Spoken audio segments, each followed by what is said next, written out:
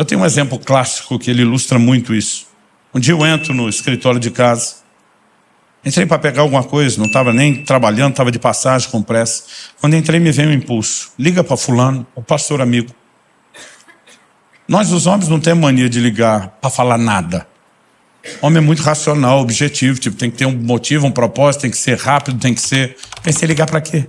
Tenho nada para falar. Aquele negócio dentro de mim, liga. Pensei, eu não quero ligar. Meu coração está mandando ligar. Vamos ligar. Passei a mão no telefone, liguei. O camarada atende. Quando ele atende, que surpresa você me ligando. Eu falei, pois eu estou tão surpreso quanto você. Eu não sei nem o que falar, não sei para que eu estou ligando. Quando eu falei, eu estou tão surpreso quanto você, o testemunho interior vem de novo e diz, pergunta para ele se antes do telefone tocar, se ele estava orando por uma provisão de R$3.000. Aquilo foi preciso. Falei, amigão, por acaso antes de eu te chamar, o telefone tocar, você tinha acabado de orar por uma provisão de 3 mil? Estava orando por uma provisão de R$3.000? Ele falou, eu tinha acabado de orar quando o telefone tocou. Eu pensei, Deus está me usando para confirmar que eu vi a oração do homem. Porque testemunho interior diz, pega o número da conta, transfere. Eu pensei, o que é que eu tenho a ver com isso? Pediu para tu. E eu que tenho que dar? Mas eu lembrei, o testemunho interior é um guia seguro. Falei, me passa o número de conta que eu vou transferir. O abençoado do outro lado falou, o que é que você tem a ver com isso? Falei, estava pensando a mesma coisa. Aí eu falei para ele, me diz uma coisa, eu tinha como saber que você tinha acabado de orar e por quanto você orou? Ele falou, não. Falei, a mesma voz que mandou eu te ligar, e você sabe que eu não costumo fazer isso, a mesma voz que me disse isso, me mandou transferir, você quer mesmo brigar com essa voz? Ele falou, anota o número da conta. Eu fiz a transferência, um dia eu estou contando isso, um engraçadinho do auditório diz, liga para mim. Eu, para não deixar a bola quicando, falei, vai orar primeiro para Deus mandar ligar. Mas sabe, nós podemos viver a liderança do Espírito Santo. Tem horas que essa orientação ela pode vir de uma forma mais espetacular. Eu contei alguns domingos atrás, aqui no início de fevereiro, como Deus falou comigo com muita clareza a respeito do meu genro, anos atrás, sobre quem seria minha nora. Às vezes você tem experiência e fala, uau, de onde que veio isso? Mas não é toda hora, não é todo dia.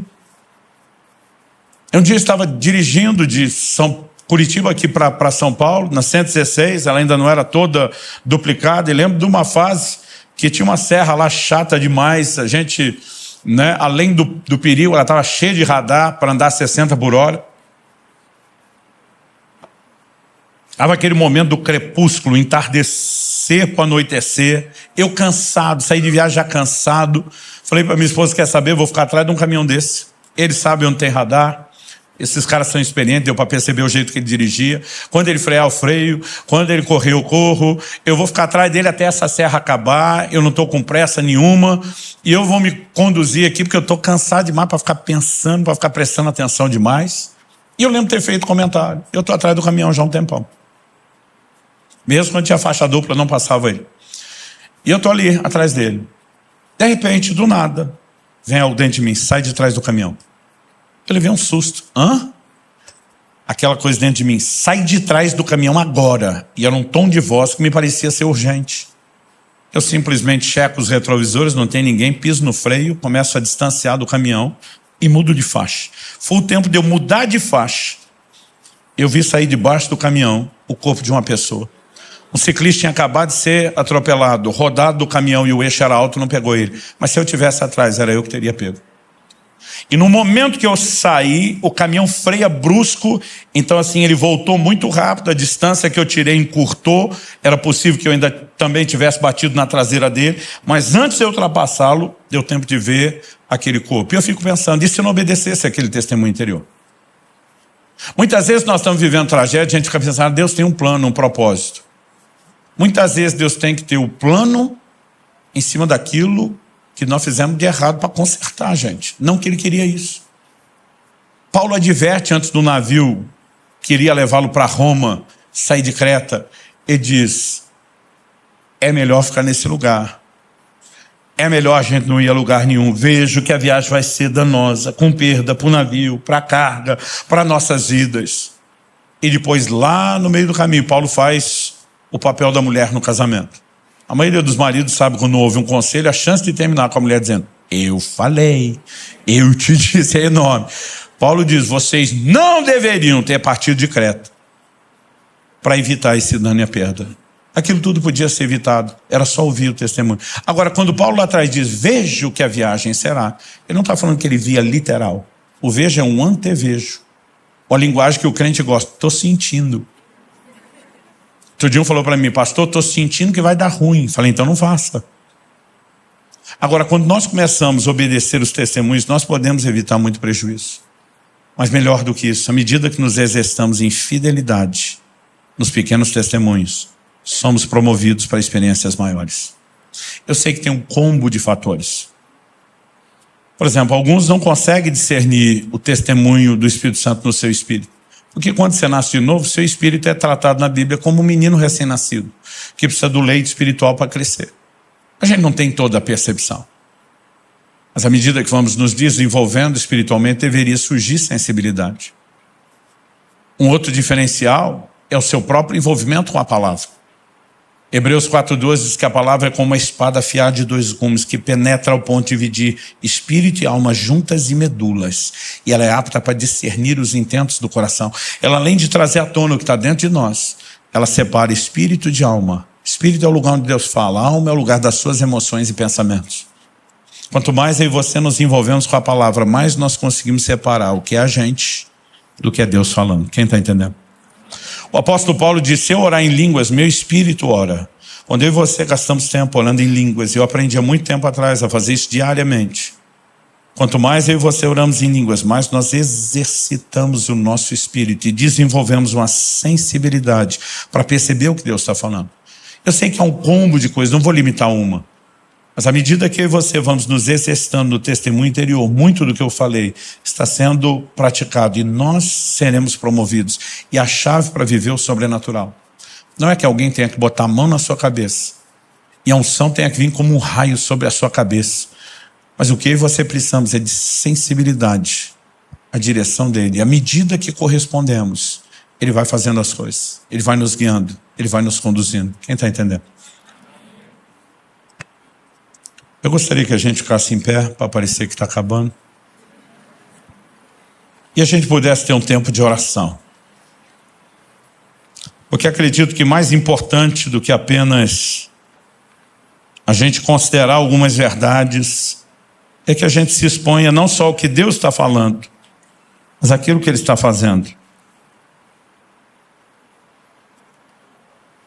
Finado pastor Yong Cho, e dizia que se nós orássemos mais pelas palavras recebidas, a gente desperdiçaria menos o poder de ação e de atuação dela nas nossas vidas. Eu gostaria que nós pudéssemos clamar a Deus por sensibilidade ao Espírito Santo.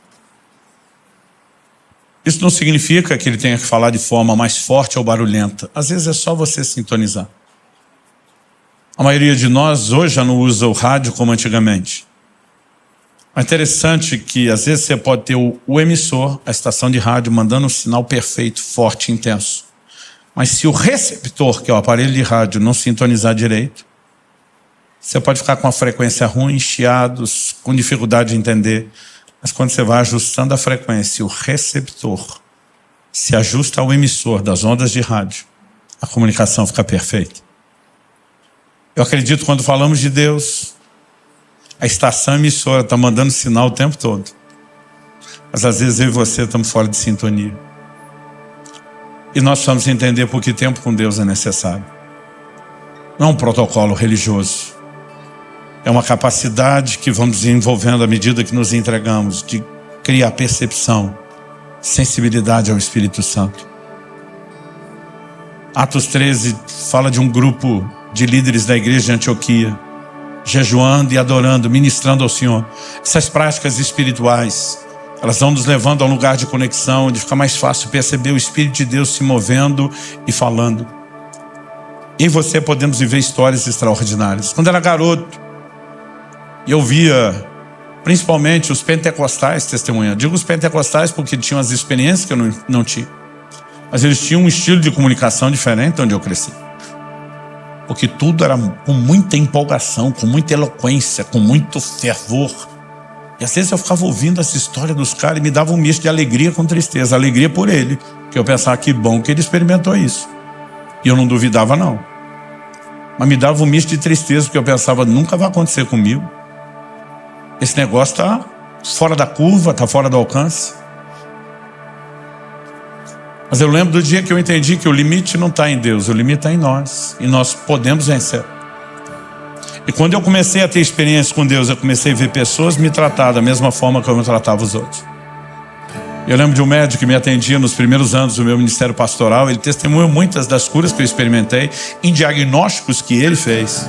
E sempre que eu vinha com uma história de intervenção de Deus, ele falava a mesma coisa. Dizia, pastor, essas coisas só acontecem com o senhor. Conosco os meros mortais não. Eu falei, enquanto você acreditar desse jeito, você está debaixo de uma sentença, seja feito conforme a sua fé. Eu falei, enquanto eu acreditei desse jeito errado que você acredita, eu não fui a lugar nenhum. O que você precisa acreditar é cada um, eu repito, cada um de nós, sem exceção, pode ter uma comunhão, uma conexão com o Espírito Santo, pode viver a liderança dele. E ele pode falar conosco coisas incríveis, extraordinárias. E nós vamos vê-lo fazer cada vez mais. Eu creio que Deus está desejoso de restaurar o sobrenatural na sua igreja. Eu creio que nós estamos vivendo uma estação profética de restituição de muita coisa. E há uma convocação de Deus. E eu creio que essas sextas-feiras pode ser uma escola extraordinária para vocês. Pode dizer, nós não vamos só aprender, nós vamos mergulhar, nós vamos corresponder com Deus, nós vamos tomar decisões nele. Eu gostaria que nós orássemos dizendo, Senhor, nós não vamos pedir para o Senhor falar. É claro que o Senhor quer falar. Nós vamos orar dizendo, nós queremos te ouvir, nós queremos sintonizar com o Senhor, nós queremos aprender a dar ouvidos, a dar crédito ao testemunho interior do Espírito Santo. Nós queremos ser treinados para isso. Eu já tive muito momento que eu falei para Deus, não estou duvidando do Senhor, estou duvidando de mim. Não tenho certeza se eu estou te ouvindo. Se eu tiver certeza que eu estou te ouvindo, eu vou com tudo. Então minha dúvida não é do Senhor. Se eu tiver certeza que o Senhor falou, eu sei que merece confiança. Mas eu dizia para Deus, às vezes eu não tenho certeza se eu te ouvir. Então às vezes quando eu tinha um testemunho interior e não estava seguro, eu começava a orar por mais. E eu fala mais, fala mais. E normalmente, assim como você vê um Gideão insistindo, eu falo de um jeito, fala do outro, fala. À medida que eu e você reconhecemos nossas limitações, para nos mover no nível do que Ele já deu, Ele misericordiosamente pode nos oferecer mais.